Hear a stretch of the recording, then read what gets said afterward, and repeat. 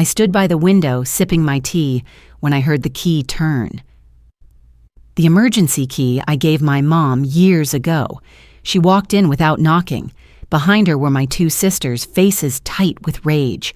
"You left 5 kids without warning," they snapped. "You ruined everything." And I just stood there, calm, finally free. "Hi, I'm Jenna. I'm 33, single, and the eldest daughter, the one who always pays, always babysits, always stays behind, but not this time. So how did I go from being the invisible support system to the woman who turned their whole vacation upside down? Stick around because this story changes everything. Before we jump into the story, if you don't mind, let me know where you're from by leaving a comment below. That way I can send a special hello your way. Now go ahead, grab yourself a warm cup of water and find a comfy spot. It's time to begin the story. "Can you watch the twins this Saturday?" Elaine's voice came through my phone like it always did, cheerful, breezy, and oblivious. It wasn't really a question. It was a cue, and I knew my line. "Sure, what time?" But I didn't say anything right away. I stood in my kitchen holding a spoonful of cake batter while my laptop blinked with unread emails. I had a quarterly vendor review in less than 48 hours, and I'd barely touched the slide deck. Still, I knew I'd say yes. I always did. Elaine had called just like this last spring when she got the flu. I was already packed for a long-awaited Hawaii getaway. Beach sandals, swimsuits, even a new paperback. But when she said, "It's just for 3 days," the guilt in her voice made me unpack before I'd even gotten to the airport. The year before, Dylan had called on Thanksgiving morning, frantic because her babysitter canceled. I skipped my friend's dinner party and stayed in Tacoma with a turkey sandwich and 2 cranky toddlers. Back then, I told myself family came first. But now I was starting to wonder, when did I become everyone's backup plan? The rain tapped softly against the kitchen window. Seattle in March had that particular kind of drizzle that never stopped, just thickened and thinned throughout the day. I moved the cupcake tray to the oven and wiped my hands on a towel as my phone buzzed again. Elaine's follow-up text blinked. "Just a few hours, they've missed you." Of course they had. I loved my nephews, truly. But love shouldn't be a constant reason to bend. Later that night, I sat at the family dinner table in Tacoma. The lasagna was store-bought and lukewarm, but the kids didn't care. Elaine showed off photos from her recent cabin trip while I scraped dried cheese off the plates. Dylan scrolled on her phone, occasionally rubbing her belly with one hand and texting with the other. Corinne, my mother, sat at the head of the table. She looked up only once to say, "Jenna's always so helpful." And that was it. No one said, "Come sit." No one said, "Thank you for baking and cleaning and juggling 3 things at once." I stood there, sponge in hand, realizing I was fading into the background. Again. The next morning at the office, I arrived before everyone, as usual. My building downtown had floor-to-ceiling glass windows, and the gray light made everything look washed out. I stirred my coffee with one hand while clicking through spreadsheets with the other. Just as I adjusted the slide titles for the 3rd time, Julian peeked into my office. "Morning, boss." "Didn't think you slept," he said, smirking. He carried a breakfast burrito and 2 coffees and slid one across my desk. "Your team thinks you're a robot, by the way." I gave him a tired smile. "Robots don't get heartburn." He chuckled, then leaned against the doorway. "Hey, random question. Do they ever say thank you?" I blinked. "Who?" "Your family. The ones who keep calling you for free childcare and emotional labor." I raised an eyebrow. "Emotional labor? Come on. You run this company like a Swiss watch, but at home they treat you like the babysitter with a checking account." I didn't answer. He wasn't wrong, but hearing it out loud stung more than I expected. I waved him off with a smirk, but that question lingered long after he left. That evening, as I was sorting laundry and listening to an old jazz playlist, Elaine called again. "Okay," she said brightly. "So Mom's turning 60 next month, and we're doing something really special." I could already sense the catch. I folded a towel slowly. "What kind of special?" "We're planning a surprise trip. Everyone's pitching in, making it amazing. So we figured you could cover the Airbnb and activities. It's about $3,000, but don't worry. Dylan and I already put in a few hundred. 3,000? I echoed. Yeah, but it'll be so worth it. It's her big milestone. Can you send it by Thursday? I stared at the wall for a moment, the hum of my dryer suddenly deafening. $3,000 was almost a month's rent on my apartment, or a weekend in Palm Springs, or 10 therapy sessions I'd been putting off. Before I could form a real response, she chirped, "Oh, and don't book anything from the 12th to the 18th. We've got a whole week planned, but you're on kid duty, obviously." There it was again. Not a question. A script. I murmured something about checking my schedule, then hung up and stood at the window. Outside, the rain had returned, steady and persistent. It traced slow trails down the glass like it had nowhere else to be. I watched it fall and asked myself quietly, when did I become the unpaid sister? And for the first time, I didn't have an answer. No flight details, no group text, no mention of me except to remind me to babysit. That's how I knew. It started with small things, a passing comment from Elaine. "We'll send you the itinerary soon." That never came. A vague text from Dylan. "Make sure you don't plan anything that week. The schedule's packed." But when I asked, really asked, for the plan, dates, location, anything concrete, their answers were as thin as mist. "We're still finalizing," Elaine said brightly. "Just rest up," Dylan added. "You'll be with the kids most of the time anyway." I should have seen it coming. This wasn't the first time I was useful but forgotten. A few years ago, at my cousin Lauren's bridal shower, I paid for the catering, arranged the venue, even made custom name cards for every table. The photos went online that night. Group shots, toast moments, cake-cutting candids. I scrolled through the entire album twice before I realized I wasn't in a single frame. Sometimes the easiest way to erase someone isn't cruelty. It's neglect. You talk around them. You thank everyone but them. And when they finally ask why, you say, "Don't be so dramatic." That Friday, I drove to Tacoma for family dinner. The scent of garlic bread and lemon candles wafted out the open kitchen window, like a greeting card version of home. Inside, Corinne stood at the counter, arranging salad. She looked up when I entered, her face softening just slightly. "Oh, good, you're early," she said. "Can you set the table?" Elaine was already on the couch, scrolling through Pinterest. Dylan paced slowly, one hand under her pregnant belly. They were talking about snow boots and spa reservations. "Wait," I said, placing forks down one by one. "Are we going somewhere cold?" Dylan looked up but didn't answer. Elaine chimed in. "We're still sorting the details. It's almost locked in, though. Just relax, Jenna." I wanted to ask again, but I didn't. Not yet. Dinner moved like a script we all knew. Dad served himself first and said little. Mom complimented the roast, even though it was clearly overcooked. Elaine shared a video of Mason belly laughing in his new pajamas. Dylan winced when she sat but beamed when she talked about the nursery wallpaper. And me? I passed the bread and smiled at the right times.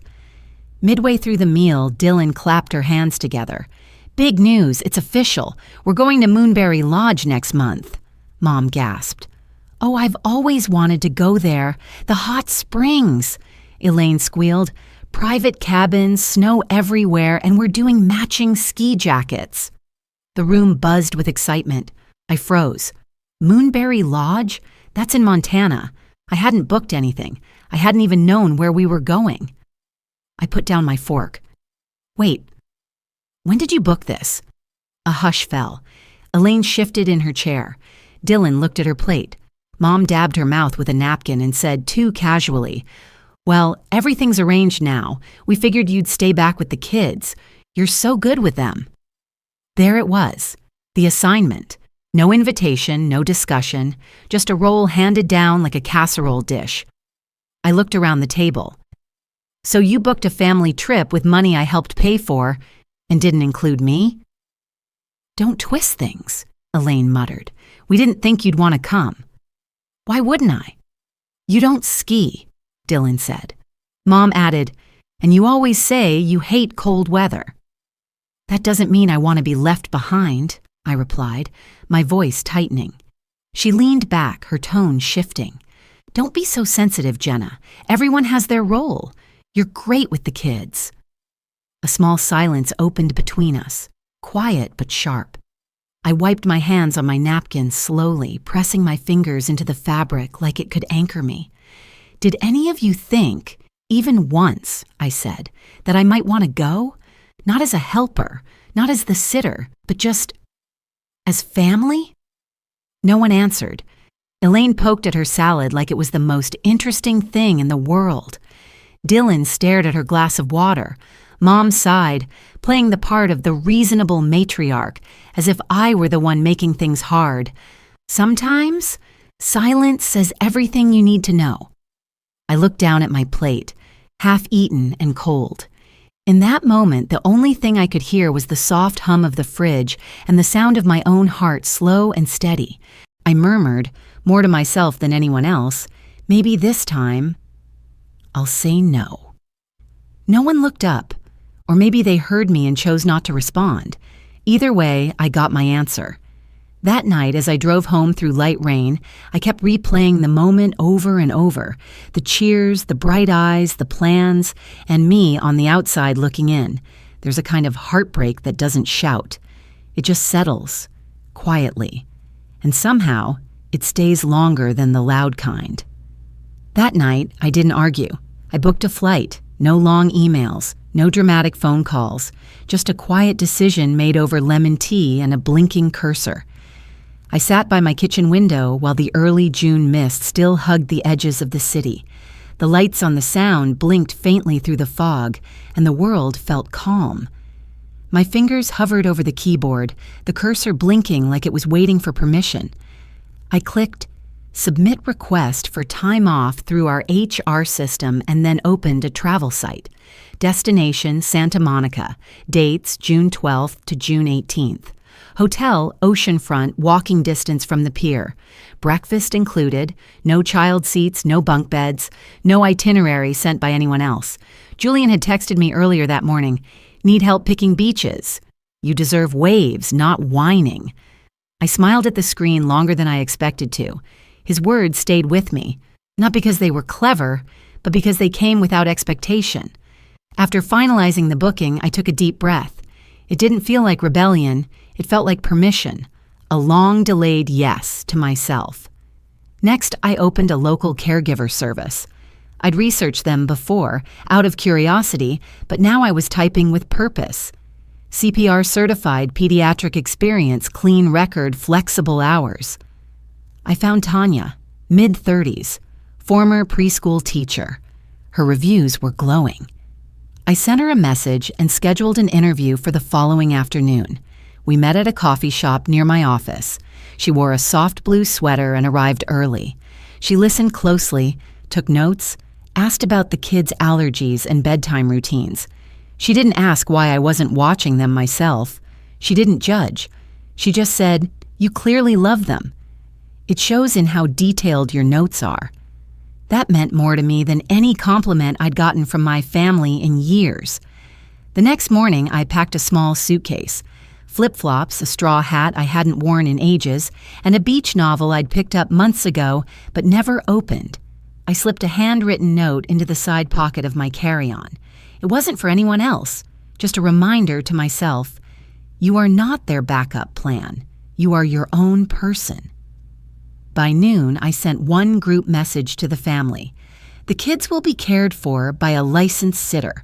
I'll be out of town that week. Details are on the fridge. That was it. The first call came within minutes. Mom. I let it go to voicemail, then another, and another. Finally, I pressed play.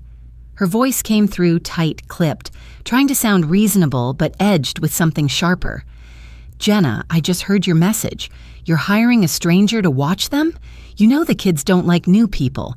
This isn't the week for stubbornness. Call me back." I didn't. An hour later, she called again. This time, her tone had shifted. I don't understand what this is about. You could have said something earlier. We assumed you were fine with staying behind. That was the problem. They always assumed. That evening, as the light faded across the skyline, she called once more. I picked up.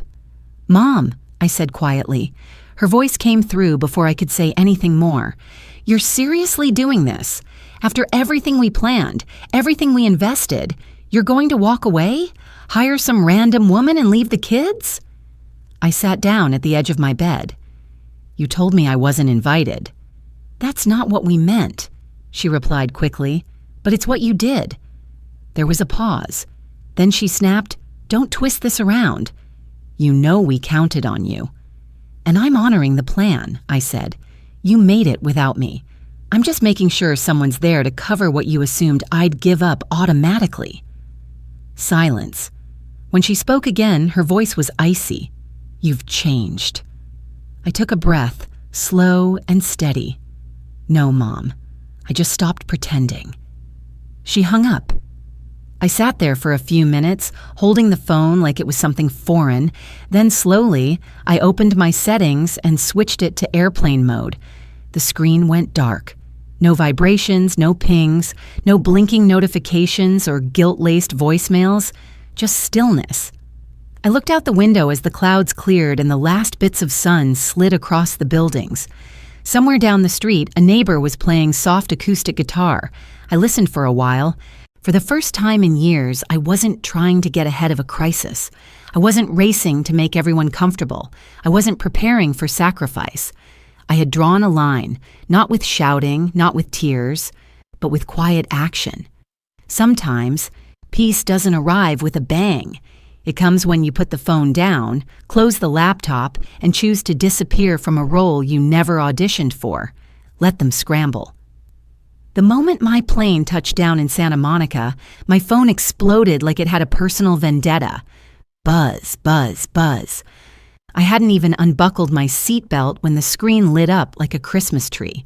Texts, missed calls, voicemails. The flurry of notifications made my hand tremble, not from fear, but from the sheer volume. They didn't even wait a full hour.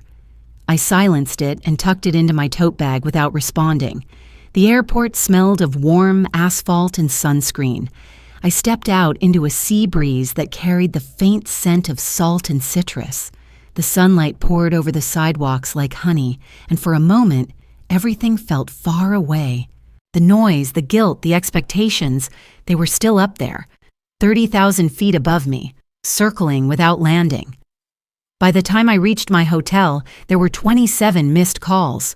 The messages kept pouring in. "Where are you?" Dylan. "We left the kids at your place. Why isn't anyone answering?" Elaine. "Mom is crying. She says she doesn't know who you are anymore." Unknown. "You seriously think this is okay?" Madison, my cousin the concierge, handed me my key card with a smile. "Enjoy your stay, Ms. Walker." I smiled back. "I plan to." My room faced the ocean. A wide glass door opened to a small balcony, where the wind pulled gently at the sheer curtains. I dropped my bag, took off my shoes, and stood there for a while, letting the waves speak louder than my phone. Later that afternoon, I lit a lavender candle I had brought from home. I'd almost forgotten to pack it, but something told me I'd need the familiarity. I turned on soft jazz from the hotel speaker, Miles Davis, Warm and Slow, and ordered room service, grilled salmon, asparagus, and a slice of key lime pie. My phone buzzed again. I turned its screen down. While I waited for dinner, I scrolled through a few voicemails, not all of them, just enough to sample the storm. The first was Dylan, her voice sharp and breathless. "I cannot believe you'd do this. We had it all lined up. The kids are crying. Do you even care?" Next came Elaine, her baby screaming in the background. "We just got here, and you're nowhere. You've ruined this. Mom can't stop crying. Thanks a lot, Jenna." Then Corinne's voice, quiet but cold, the way only a disappointed mother could be. "You broke this family. I hope you're proud." I exhaled, long and slow. It was funny. I once canceled a weekend retreat with coworkers to stay home and care for Elaine's feverish toddler. I slept on the couch, missed 3 deadlines, and caught the flu myself a week later. No one said thank you. Now I was the villain for not showing up. There's a kind of peace that feels like rebellion. Sitting there in my hotel robe, the scent of lavender mixing with sea air, I tasted it for the first time. Rebellion, it turned out, wasn't loud. It was still. It was saying no without explanation. Room service arrived. I ate in silence, savoring each bite like a ceremony. My phone buzzed again mid-meal, and I didn't even look. After dinner, I made tea and stepped onto the balcony. The sun was slipping below the horizon, casting streaks of gold and crimson over the water. I sipped slowly, the ceramic mug warm against my hands. One more voicemail came in. Elaine again, this time quieter but no less bitter. "You think this is noble? Skipping out like some martyr? You just made everything harder for everyone." I smiled faintly. I whispered into the breeze, "Not for me." That night, Julian texted just once, "Still proud of you."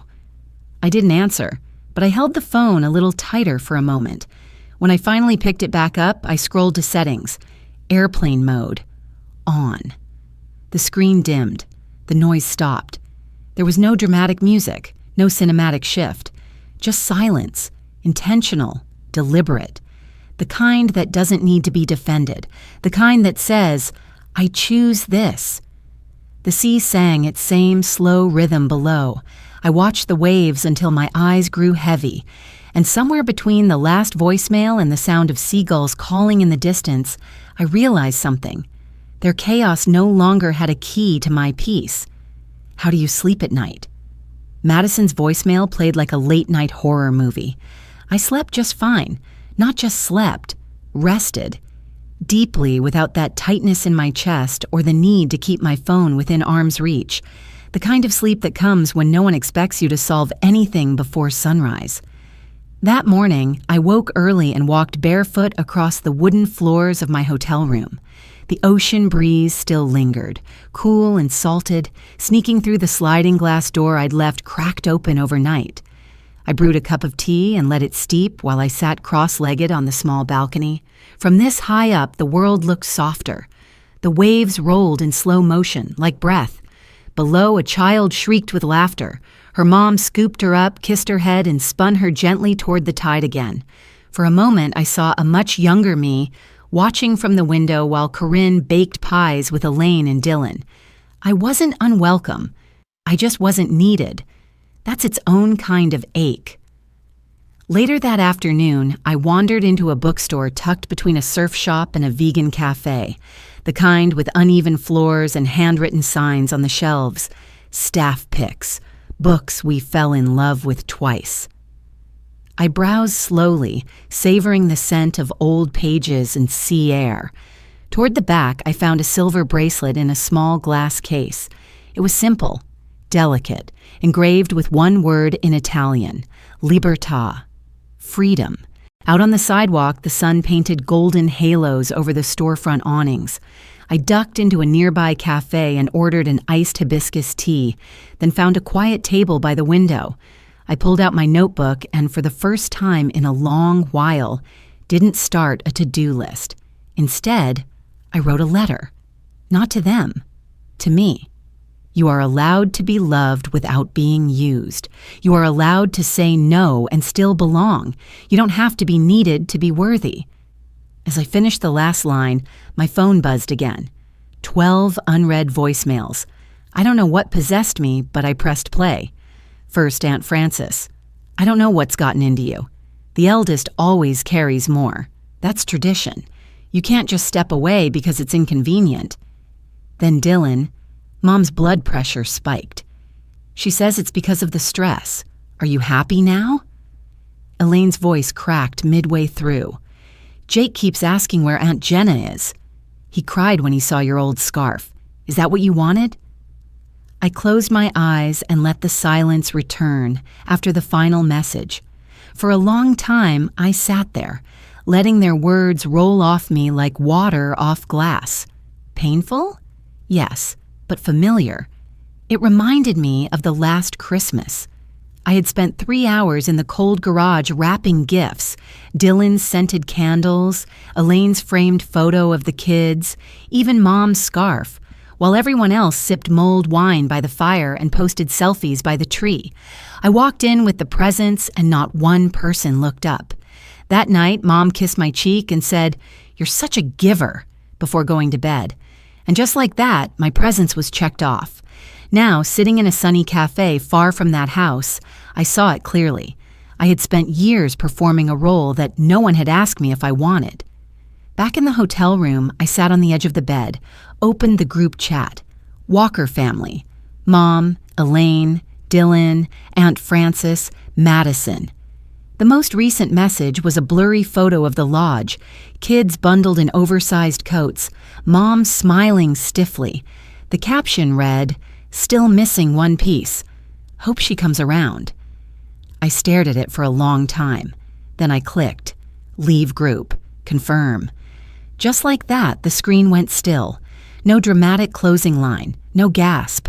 Just silence. That evening, I walked down to the beach with a small glass of wine and a linen shawl tossed over my shoulders. The sand was still warm, the sky streaked with amber and violet. I sat by myself, letting the tide flirt with my toes, and whispered, not for them, but for me. This is mine, this life. Finally. Peace doesn't always arrive in fireworks. Sometimes it slips in like dusk, quiet, assured, and undeniable. I heard the key turn before I even got to the hallway. That distinct metallic click. Soft, deliberate, familiar. The emergency key I'd forgotten I gave her.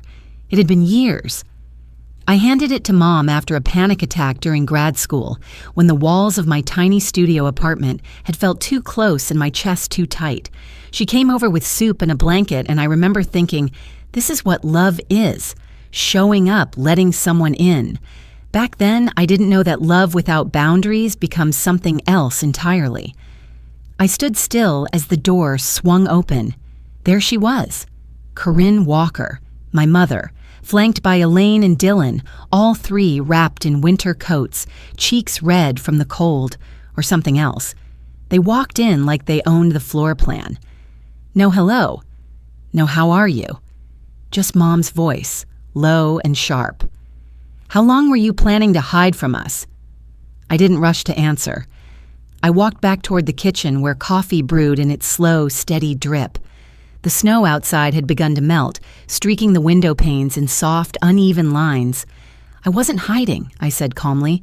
You made plans without me. I simply followed them. Elaine dropped her bag by the armchair. Dylan crossed her arms, her belly now long postpartum, but her tone still carrying the weight of old wounds. You used to care, Jenna, she said.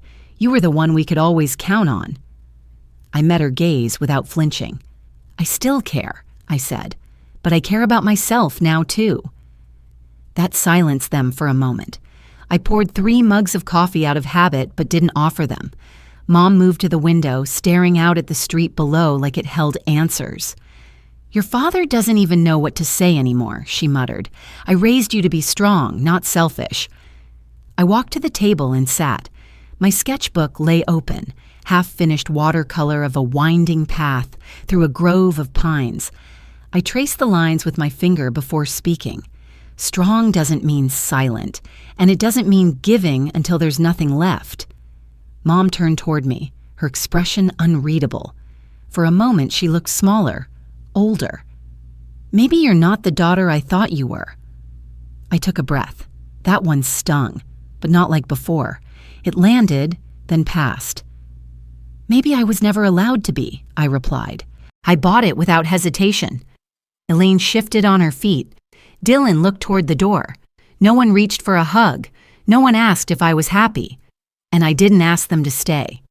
They left the way they came, in a hush of cold air and unspoken disappointment. The door clicked shut behind them. This time, I turned the lock. I poured myself a fresh cup of tea and sat by the window. The snow was melting now, thin streams tracing through the grass, revealing green beneath the white. I smiled. Not because it was over, but because it was finally different. There was no shouting, no dramatic goodbye, just a quiet ending to a story I no longer needed to carry. I didn't feel triumphant. I felt whole. That night, I removed the emergency key from the drawer and placed it in a small envelope. I didn't throw it out. I just labeled it differently. For later, if we meet again with respect. Some doors don't have to stay open, but they don't have to be bricked shut either. I held my tea, watched the wind brush the curtains, and whispered to myself, "This peace, I earned it." There was no slam of the door, no final word shouted down the hallway, just quiet. And in that quiet, I finally heard something I'd ignored for years, my own voice. Sometimes choosing peace means stepping away from what hurts, even if it wears the face of love. Families often assign roles that become cages, mistaking sacrifice for connection. But true closeness comes not from obligation, but from mutual respect. As I've learned, love that requires silence isn't love at all. It's performance. If this story touched something in you, I'd love to hear your thoughts. Share a moment when you chose peace, or maybe when you're still trying to. Let's keep the conversation gentle, real, and kind.